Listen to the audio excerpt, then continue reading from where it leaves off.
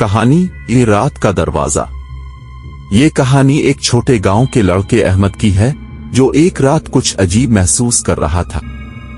गांव के लोग रात के वक्त ज्यादा बाहर नहीं निकलते थे क्योंकि एक पुरस्रार दरवाजा था जो गांव के पुराने कब्रिस्तान में खिलता था। कहा जाता था कि जो शख्स इस दरवाजे से गुजरता वो वापस कभी नहीं आता था। एक रात अहमद ने फैसला किया कि वो इस दरवाजे का राज मालूम करेगा। इसके दिल में खौफ था मगर तजस्सुस ज्यादा गालिब आ गया। वो चुपके से अपने घर से निकला और कब्रिस्तान की तरफ बढ़ा। रात का वक्त था और पूरा गांव खामोश था।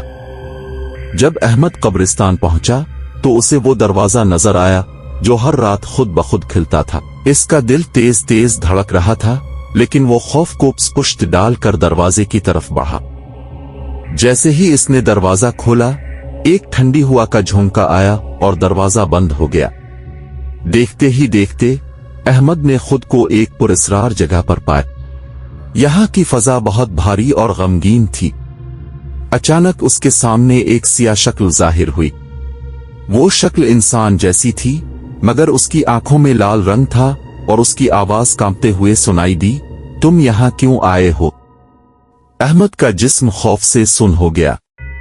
वो इस साये से सवाल करता है, ये जगह क्या है?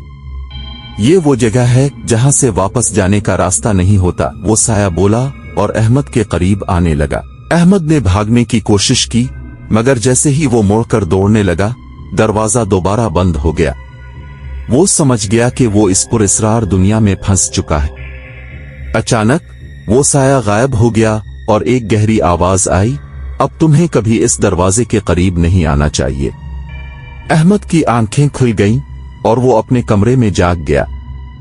वो अभी तक लरज रहा था और उसके दिमाग में वो दरवाजा और साया एक खौफनाक ख्वाब की तरह छाया हुआ था।